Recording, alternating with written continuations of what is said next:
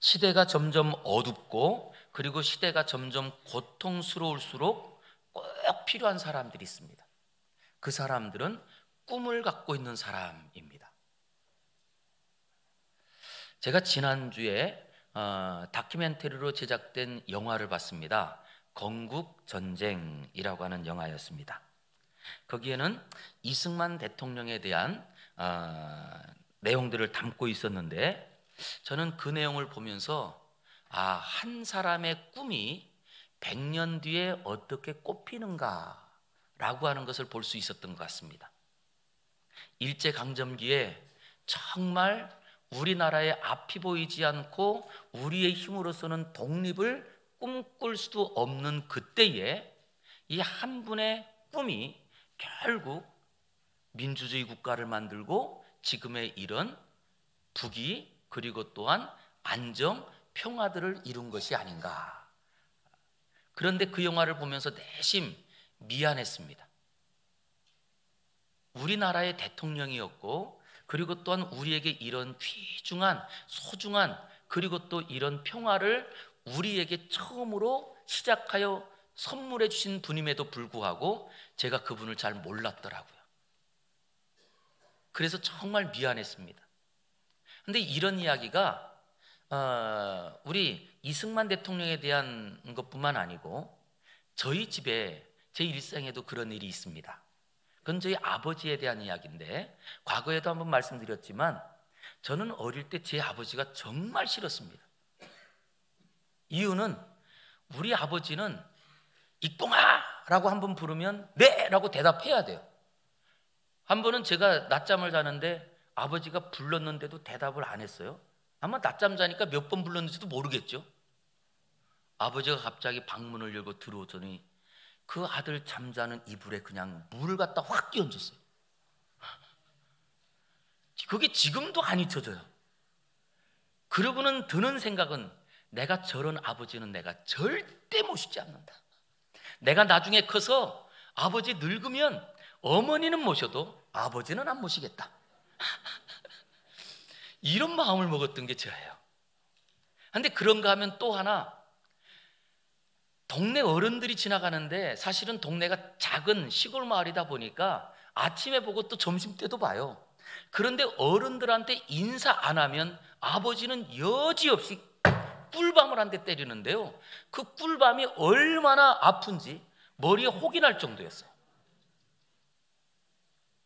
그러니 동네 어른들 앞에 그냥 어른만 지나가면 무조건 안녕하세요, 인사. 나중의 일입니다. 제가 고등학교를 시골에서 졸업하고 서울로 이제 신학교를 나와서 신학교를 다니면서 교회를 섬기게 되죠. 가는 교회마다 교인들이 저를 예뻐해 주세요. 그리고 또 목사님이 참 저를 예뻐해 주세요. 이유를 알고 보았더니 목사님 부르기만 하면 무조건 네! 이게 습관이 되어 있는 거예요. 그리고 어른들을 만나면 무조건 뭐예요? 인사하는 게 습관이 된 거예요. 그때 제가 깨달았어요. 우리 아버지가 막내 아들이에요. 제가 하면 막내 아들은요, 우리 집에 아들이 막내 아들이라고 할 때 저희는 삼형제가 있었거든요. 그리고 또 위로 누님이 4분이 있어요. 그러니까 순서가 어떻게 되느냐, 아들, 딸, 딸, 아들, 딸, 딸, 아들. 야, 이게 가족 계획이 얼마나 멋있어요. 첫째 아들이고 막내 아들이고 가운데 아들, 그리고 딸들은 쓸모없어, 뭐 이런 얘기를, 이게 뭐 죄송해요 누님들이. 근데 그랬는데 가운데 아들이 제가 태어나기 전에 바닷가에 빠져 죽고 6살 때, 그리고 큰 아들은 제가 중학교 3학년 때 간암으로 죽고, 그리고 저 혼자 남았어요. 그럼 아버지한테는 얼마나 귀한 아들이었겠어요, 그죠? 그런데 그 아들 꿀밤을 그렇게 때리는 거예요. 예? 나중에 제가 커서 보니까 아버지의 사랑이 얼마나 큰지. 그래서 제가 그 아버지가요, 지금도 아버지 사랑이 어머니 사랑보다 컸다 이렇게 느껴져요. 그런데 그걸 몰랐기 때문에 미안한 거죠. 제가 이번에 이승만 대통령에 대한 그 영화를 보면서 그런 마음이 있었어요. 정말 미안하더라고요. 그래서 영화 보면서 눈물이 계속 나는 거예요. 왜냐? 지금 우리가 이렇게 자유롭게 살 수 있는 것은 그것을 시작한 분이 있었잖아요. 그러기에 저는 이런 말씀 드리고 싶습니다. 어떤 한 사람의 꿈은 그때는 꿈 같고 보이지 않는 것 같지만 그 꿈이 이루어질 때에는 비교할 수도 없는 풍성한 삶이 있다. 바로 그런 자리에서 예수님께서 12명의 제자를 부르셨던 거예요. 그랬더니 예수님께서 12제자를 부르실 때 단순히 이 제자들을 내가 제자로 불러서 써먹고 끝내자 라고 했더라면 아마 예수님께서 지금의 제자들을 부르지 않으셨을 것 같아요. 왜냐? 그 당시에 좀 힘이 있고 가문이 좋고 그리고 능력이 있고 이런 제자들을 불러야 되지 않을까요? 아니, 예수님께서 능력이 있으시니 12명이 아니고 한 1200명, 12000명 아니면 그 이스라엘 백성 전부를 제자로 부를 수 있는 그런 능력이 예수님께 있지 않을까요? 그런데도 불구하고 예수님께서는 딱 12명을 부르시는데 그 12명이 어떤 사람인지 보세요. 먼저 베드로를 불렀는데 베드로는 날 때부터 바닥 이 호수에서 고기 잡던 어부. 그런가 하면 마태는 모든 사람들의 손가락질 받고 있는 그 당시에 제일 손가락질 받고 그리고 인간 취급 이하의 그 모습을 갖고 있던 직업이 세리. 그런가 하면 독립운동을 한다고 하면서 오히려 다른 사람들에게 혐오감을 주었던 그런 사람들이나 이렇게 예수님의 제자들 가운데는 12명의 제자가 뭔가 세상에 자랑할 것이 있거나 아니면 뭔가 대놓고 뭔가 할 수 있는 그런 사람들이 없는 그 12명을 부르셨어요. 왜 그랬을까라는 생각이 듭니다. 이유는 약한 자를 들어서 강한 자를 부끄럽게 하려고 하시는 하나님의 꿈, 세상에 없는 사람들을 들어서 세상에 있는 사람들을 부끄럽게 하려고 하는 하나님의 꿈, 그 이야기가 예수님께서 제자들을 부르시는 이야기더라고요. 저는 그리고 바울 사도가 우리에게 외치는 그 음성을 듣습니다. 하나님께서 우리를 부르심을 보라. 우리 중에 문벌 좋은 자가 많지 않고 지혜 있는 자가 많지 않고 능력 있는 자가 많지 않고, 그런데 왜 하나님이 우리를 부르셨느냐라고 했더니 세상에 있는 자들을, 세상에 힘 있는 자들을 부끄럽게 하려고 저와 여러분을 부르셨다는 거예요. 여기에서 저는 하나님의 꿈이라고 하는 것을 보게 됩니다. 저는 그러기에 오늘 저는 하나님의 꿈 이야기를 하고 싶은 거예요. 그랬더니 마가복음 4장에는요 예수님께서 그 제자들을 불러서 제자들에게 하나님 나라의 꿈 이야기를 하세요. 그 이야기가 바로 비유예요. 그랬더니 비유는요 이 땅에서 일어나는 일 중에서도 흔하게 일어나는 이야기를 가지고 하나님 나라의 이야기를, 하나님 나라를 알려주세요. 아주 사소한 이야기지만 그 이야기를 가지고 하나님 나라의 원대함을 알려주는 이것을 비유라고 합니다. 그 중에 그 많은 이야기 중에 오늘은 겨자씨 비유입니다. 겨자씨 비유. 그래서 오늘 설교 제목을 이렇게 정했습니다. 겨자씨 한 알의 꿈. 겨자씨 한 알은 아주 작은 씨앗이에요. 어느 정도로 작냐? 저는 제가 학생 때 이스라엘을 갔었거든요. 그때가 92년도인데 그때 가서 그 교수님이 얘들아 이 나무를 한번 봐라 그랬더니 나무가 꽤 커요. 이게 무슨 나무게? 그랬더니 뭐 우리는 뭐 아는 게 먼저 제일 먼저는 무슨 나무일 것 같으세요? 감람나무. 제가 어릴 적에 그래도 시골에 살아가지고 이 무화과 나무는 어릴 적에 많이 봐서 무화과 나무는 아니에요. 그럴 때 교수님이 그러시더라고요. 이게 겨자나무야. 그런데 겨자나무가 커요. 거기에 맺혀 있는 이 그것을 따가지고 야 이거 한번 흔들어 봐. 그래서 흔들었더니 거기서 씨가 나오는데, 세상에 씨가요? 이게 우리 저 보면 그 들깨보다 작은 게 참깨잖아요. 그죠? 참깨보다 작아요. 씨가 참깨보다 작아요. 바로 아주 작은 겨자씨 하나. 그런데 그것도 여러 개도 아니고 하나. 그런데 그 하나는 작지만 꿈은, 여러분, 꿈에 한계가 있어요? 꿈은 한계가 없습니다. 저는 그래서 오늘 설교 제목이 아주 작은 것을 가지고 가장 큰 것을 이루시는 하나님, 이걸 좀 말씀드리고 싶은 거예요. 그 이야기 가운데 오늘 이 겨자씨 이야기는 겨자씨를 심습니다. 아주 작은 씨앗이지만 그 씨앗을 심었더니 거기서 싹이 나고 그것이 점점 커서 나물이 되고 그것이 커서 나무가 되고, 그리고 나무가 되어서 가지를 펼쳤더니 그 울창한 나무 안에 새들이 와서 이제는 그 새들이 거기서 안식처가 되고 노래를 부르는 아름다운 그 자리를 제공하게 되었더라. 이것이 겨자씨 하나 속에 담겨지는 꿈인데, 그 꿈을 누가 갖고 계시느냐라고 했더니 저와 여러분을 부르신 하나님이 갖고 계시더라는 거예요. 저는 오늘도 우리 사랑하는 성도님들, 하나님이 이유가 있어서 불렀어요. 하나님께서 우리를 부르신 이유가 뭐냐? 우리가 세상에서 볼 땐 하찮은 것 같고 내가 정말로 자랑할 것이 아무것도 없다 할지라도 겨자씨 하나를 통하여서 하나님의 원대한 일들을 하기 위하여 저와 여러분을 불렀다는 사실에 동의하고 믿는 저와 여러분 되기를 주의 이름으로 축원합니다. 그랬더니 여러분 보세요.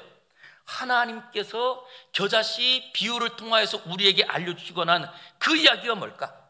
어떤 것을 이루고자 합니까? 라고 했더니 이 겨자씨 하나를 통하여 하나님께서 우리를 부르신 하나님의 꿈이 있다는 거예요.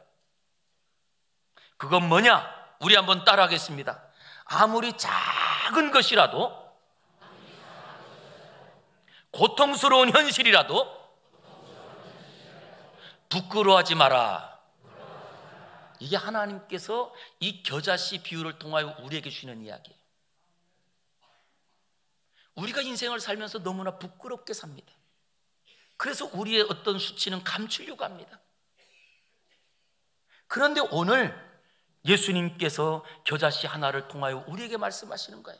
얘들아, 아무리 위대한 것도 작은 것에서부터 시작된다. 너희가 만약에 심리를 가려고 해도 심리를 어디부터 출발해요? 한 발 한 발 출발하는 거라는 거예요.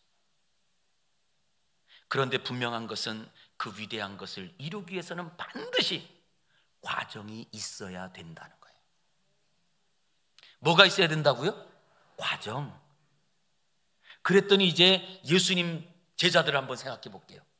예수님께서 그 배에 올라서 깊은 곳에 그물을 던지라 라고 할 때 베드로가 예수님의 명령 따라서 그물을 던졌더니 그물이 찢어질 정도로 고기가 잡힌 거예요. 그때 예수님께서 이제부터 너는 고기 잡는 어부가 아니고 사람 낚는 어부가 될지라, 너는 나를 따르라. 이때 베드로가 얼마나 기대가 됐을까요? 와, 이제 예수님만 따라가기만 하면 내 먹을 문제가 해결되고 하나님께서 우리나라도 해결해 줄고 뭐 이런 원대한 꿈들이 있지 않을까요? 모든 제자들이요, 예수님께서 부르실 때에 배와 그물도 버려두고, 아니 그뿐만 아니라 가족도 버려두고, 아니 자기의 직업도 버려두고, 그리고 예수님을 따릅니다. 얼마나 기대가 컸으면. 그런데 문제가 생깁니다. 그런 기대와 꿈을 가지고 예수님을 따랐는데 별일이 안 생기는 거예요. 거꾸로 예수님께서 좀 뭔가 기적이 일어나고 나면 그 반대편에서 예수님을 모함합니다. 시기합니다. 질투합니다. 그래서 오히려 귀신 들린 사람이라고 예수님의 가족들까지도 예수님이 가는 길을 막고자 예수님을 찾아오기도 합니다. 낙심되지 않았을까요? 그것처럼 우리의 신앙생활이 어떤가요? 아마 우리가 처음 예수님을 인격적으로 만나고 그리고 신앙으로 출발할 때 어떠셨나요? 저는 모태신앙은 아니지만 그래도 유치부부터 교회를 다녀서 지금까지 다닌 모습이라 모태신앙의 모습을 조금 압니다. 습관이 되고, 그리고 그냥 그것이 내 삶의 그냥 하나의 그냥 문화가 되어서 교회에서 그냥 사는 그런 분들도 계세요. 아니, 그런가 하면 진짜 그렇게 살아가던 자리에 뭔가 하나님의 은혜를 경험하게 되는, 하나님의 그 능력을 경험하게 되는 일들이 신앙으로 도전하게 만듭니다. 저 같은 경우도 그랬거든요. 그런데 그렇게 복음의 은혜를 누리고, 그리고 신앙의 은혜를 깨닫고, 이제부터 내가 이 길을 가고 내가 이 믿음으로 걸어가겠다 라고 생각하고 걸어가는데, 그것이 우리들의 모습 아닐까요? 그런데 세상에 그 기대와 꿈을 가지고 걸어가는데 변하는 게 없어요. 아니, 오히려 점점 더 약해지는 것 같고, 오히려 점점 더 부끄러운 우리의 삶에 드러나는 것이 없는 것 같습니다. 그럴 때 예수님께서요, 누가복음 13장에 보면 여기에도 겨자씨 비유를 똑같이 다뤄요. 그런데 제자들이 예수님께 질문하는 내용이 나와요. 선생님, 우리가 나가서 아무리 전도를 해도 적은 사람밖에, 그리고 또한 적은 숫자밖에 따라오지 않는데 왜 그래요? 이 말은 무엇입니까? 우리가 예수님을 따라가고 예수님의 말씀을 그대로 지키는데도 왜 내 삶에 변화가 별로 없어요? 이것이 고민인 거예요. 그래서 제자들은 오히려 그 일 때문에 거꾸로 예수님 따르던 일들이 그들 마음에 식어지기 시작합니다. 패배적인 마음이 들고 비가 눈에 빠지기 시작합니다. 그때 예수님께서 주신 비유가 오늘 겨자씨 비유예요. 제자들을 부릅니다. 얘들아, 겨자씨는 아주 작은 것이지만, 그런데 그 겨자씨의 작은 씨앗 하나가 싹이 트고 자랐더니 큰 나무가 되는데, 그 나무가 보통 어느 정도냐라고 했더니, 기본적으로 아주 그 작은 씨앗에서요, 보통 자라는 게 1.5m 정도, 그리고 더 큰 나무는 한 3m 정도까지 자라요. 그리고 거기에 새들이 와서 깃들고, 그리고 또한 거기에 그 씨앗에서 볼 수 없었던 풍성함이 있는 거예요. 우리도 신앙생활하면서 어떠신가요? 신앙생활할 때 뭔가 특별한 일들이 막 일어나면 신앙생활하기 좋지 않을까요? 그런데 어떠신가요? 진짜 신앙생활하는데 막 그냥 우리의 삶에 기대가 되는 일들이 막 터져나오고 이러신가요? 아니잖아요. 그래서 낙심도 하고, 뭐 신앙생활하고 교회 다녀봤자 별 볼 일 없더라, 그럴 수 있잖아요. 그게요, 우리나라는 다른 나라보다 조금 더 다른 큰 거를 좋아하는 민족 같아요. 큰 거를 좋아하는 민족, 이게 우리나라 같아요. 어떤 목사님이 설교하시면서 그러면서, 여러분 보세요, 그 얘기는 너무 재밌어서 제가 소개해드리는데, 우리나라 사람이 큰 걸 얼마나 좋아하느냐? 우리나라 이름이 뭐예요? 그것도 그냥 대한민국이 아니고 대한민국이에요. 그런가 하면 여러분 보세요, 이걸 영어로 번역하면 코리아지만, 뭐 영어로 번역할 때 말고 순수 우리말로 생각해 보자고요. 그랬더니 여러분, 우리나라를 이끄는 대표, 그 지도자를 누구라고 그래요? 대통령. 그 다음 또 보세요, 학교도 보세요. 중학교, 고등학교, 그 다음 최고의 학벌을 뭐라고 그래요? 대학교. 이걸 보니까 진짜 우리는 큰 거를 좋아하는 민족 같아요. 왜 그럴까라고 했더니, 실제로 우리 이 역사적인 문화권 가운데 주변의 국가들이 다 커요.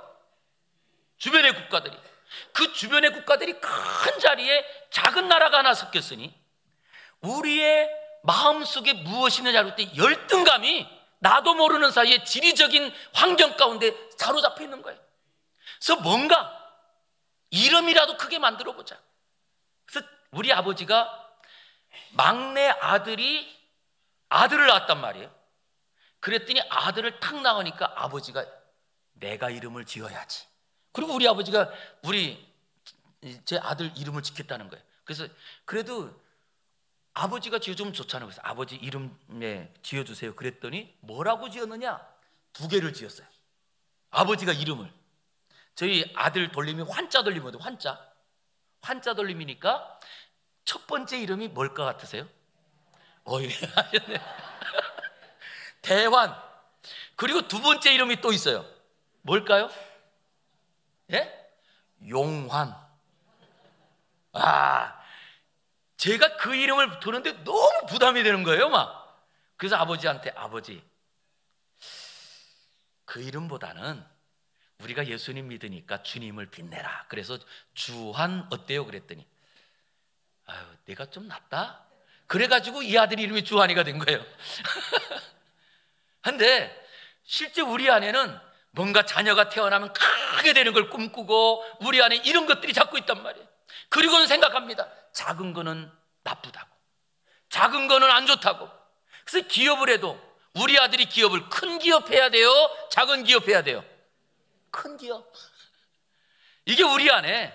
그럼 여러분 생각해 보세요. 진짜 큰 기업 하는 아들이 행복할까? 작은 기업 하는 애들이 행복할까? 이건 몰라요. 그러잖아요. 그럼 여러분 목사를 한번 생각해 보시기 바랍니다. 목사로서 꿈은 뭘까요? 그랬더니 우리 교회가 10,000명 되는 거? 그래서 교회들마다 교회를 크게 짓고 그리고 또한 그렇게 한다고 합니다. 그런데 저 같은 경우는 수지에 있을 때 교인은 한 100명 정도였어요. 그리고 우리 지금 청평은 한 500명 정도 성도예요. 어떤 것이 내 마음의 기쁨이지? 말씀 못 드려요. 크다고 기쁘고 작다고 불행할까요? 아니에요. 가정을 여러분 비교해 보시기 바랍니다. 우리 가정 안에서도 마찬가지입니다. 그런데도 불구하고 우리는 이미 작다고 하는 것은 안 좋은 쪽으로 다 쓰여져요. 그러다 보니 우리의 신앙 안에도 내 신앙이 작아서요 라고 하는 말이 여러분, 내 신앙을 자랑하는 이야기인가요? 아니면 부끄럽다는 이야기인가요? 다 우리는 부끄럽다고 여겨요. 그럴 때 예수님께서 말씀하시는 거예요. 얘야, 겨자씨 하나는 작은 것이지만 그 작은 것이 얼마나 소중한 줄 아느냐? 그러면서 작은 것의 소중함, 작은 것에 대한 귀중함. 그랬더니 여러분 나사를 한번 보시기 바랍니다. 그 작은 나사 하나 빠진 것 때문에 건물이 무너지기도 하고요, 작은 나사 하나 빠진 것 때문에 자동차가 달리다가 큰 사고를 내고요, 아예 큰 것이 없으면, 엔진이 없으면 사고 안 나요.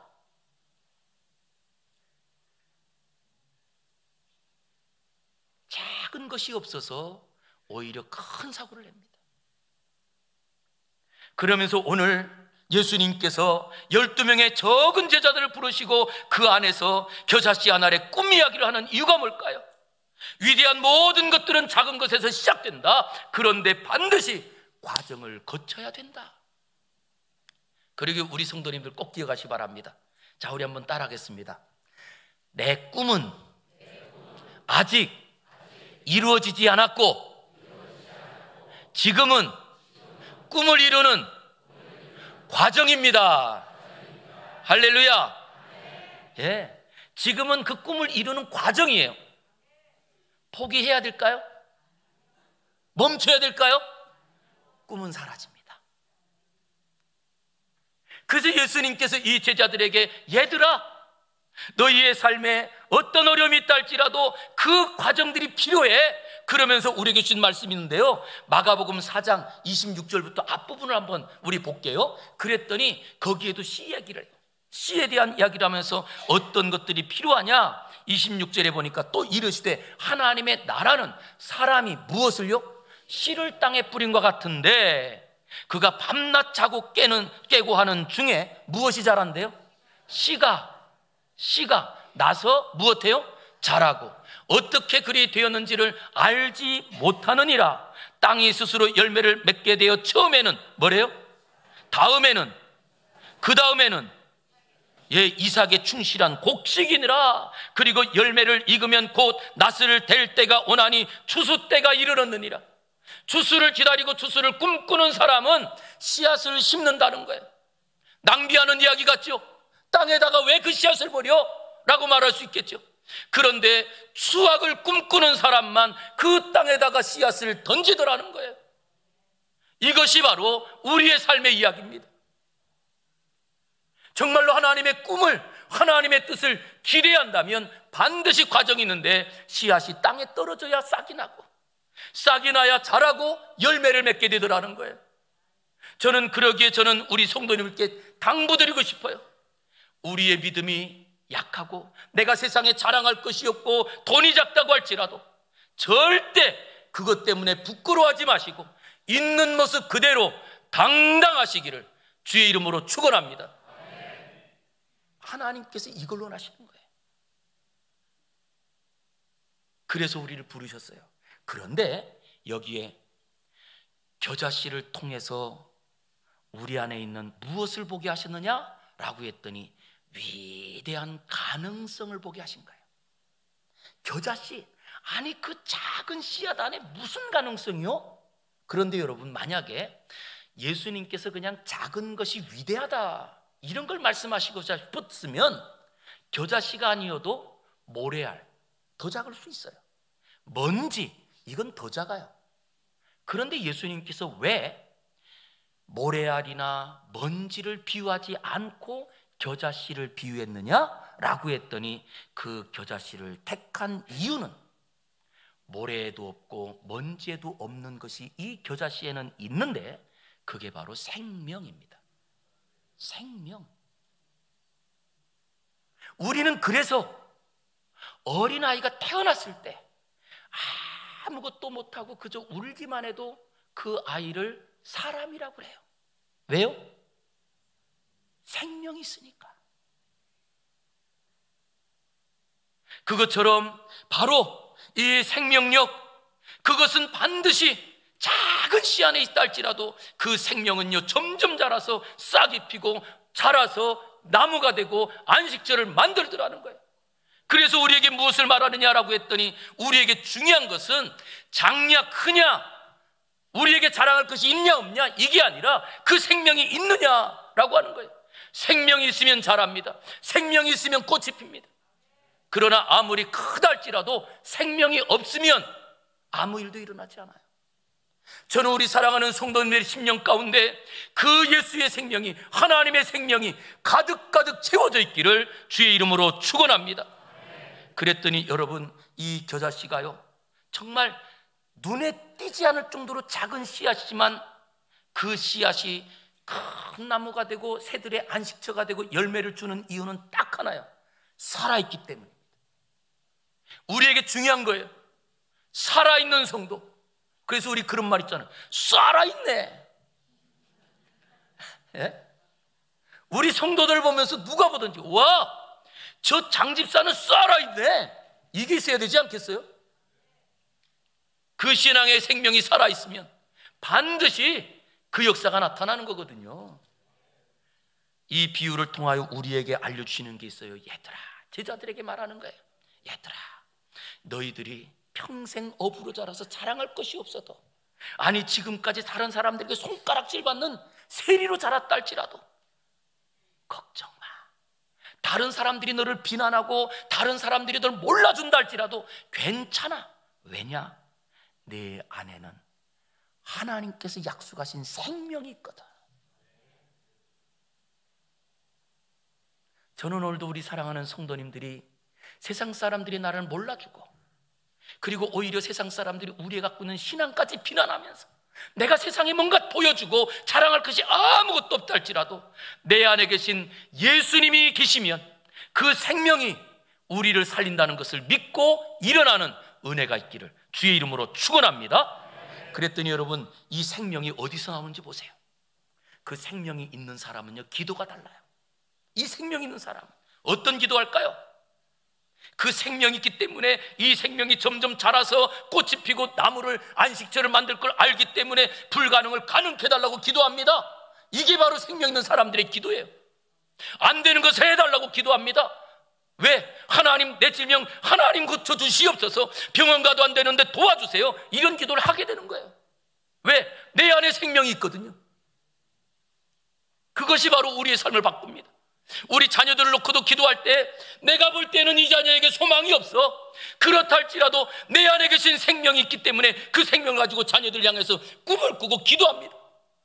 이게 바로 무엇의 역사냐? 내 안에 생명이 있는 사람은요, 가만히 있을 수 없는 거예요. 그랬더니 그 생명이 뭐죠? 그 생명을 성경이 말합니다. 영접하는 자 곧 하나님의 자녀들에게는요, 하나님의 자녀로서 그 영생을 부으신다는 거예요. 하나님의 생명. 저와 여러분은 이 절대 변하지 않고 무엇으로도 끊어낼 수 없는 하나님의 생명이 우리 안에 있는 줄 믿습니다. 이 생명이 성경은 뭐라고 소개하느냐? 라고 했더니 예수 그리스도라는 거예요. 우리 한번 질문 드리겠습니다. 정말 나는 예수님을 나의 구원자로 믿습니다 라고 하시는 분 오른손 한번 들으시기 바랍니다. 다 드셨네요. 네, 할렐루야, 감사합니다. 혹시 다른 사람 때문에 든 건 아니죠? 왜냐, 이게 얼마나 중요한 이야기냐 하면 아무도 손을 안 드는 자리도 나는 예수님을 믿습니다. 그 예수님의 생명이 내 안에 들어왔을 때 예수님께서 이런 말씀하세요. 요한복음 11장 25절과 26절에 보니까 자기의 가장 친한 친구 나사로가 죽었어요. 그리고 그 죽은 집에 예수님 찾아가셔서 하신 말씀이에요. 나는 부활이요 생명이니 나를 믿는 자는 죽어도 어떻게 된대요? 이게 왜 그래요? 예수님을 믿는 사람은 하나님의 생명이 내 안에 들어와 죽어도 산다는 거예요. 그리고 말합니다. 무릇 살아서 나를 믿는 자는 영원히 죽지 아니하리라. 할렐루야. 자, 그러면 우리는 살아서 예수님 믿으니까 죽어요, 안 죽어요? 다시 한번 우리 찬양대만. 자, 우리가 예수님 믿으니까 이제 우리가 죽어요, 안 죽어요? 예? 죽어요? 이게 헷갈리네요. 성경에서 말했어요. 우리 한번 따라하겠습니다. 사람들이 말하는 죽음은 잠자는 것이다. 잠자는 것과 죽은 것은요, 볼 때 똑같아 보여요. 그죠? 그런데 어떻게 확인되는 줄 아세요? 잠자는지 이 사람이 죽었는지 두 사람이 누워있어. 어떻게 확인되느냐라고 했더니 가가지고 흔들어 보면 알아요. 흔들면 잠자는 사람은 어떻게 해요? 일어나요. 저와 여러분은 앞으로 우리의 삶 속에 우리가 잠자는 순간이 찾아와요. 죽은 게 아니에요. 예수님께서 오시는 순간 흔들어 깨워서 일어날 사람들이에요. 그래서 성경은 말합니다. 살아서 믿는 자는 영원히 죽지 아니하리라. 그리고는 요한복음 14장 6절에 보니까 이런 말씀하세요. 우리 한번 같이 읽어보겠습니다. 시작. 예수께서 이르시되 내가 곧 길이요 진리요 생명이니 나로 말미암지 않고는 아버지께로 올 자가 없느니라. 아멘. 하나님께로 가는 길 예수님 외에는 없고요, 예수님의 생명이 있어야 우리가 하나님과 소통하는 삶, 하나님과 함께하는 삶을 살게 되며, 내가 아무리 작고 세상이 나를 몰라주고 세상 가운데 자랑할 것이 없다 할지라도 괜찮아요. 이것 때문에 우리 인생이 점점점 어려워지고 그런 거 아니에요. 제가 살아보니까 진짜 그렇더라고요. 그래서 이제부터 제발 있는 척하고 살지 말자고요.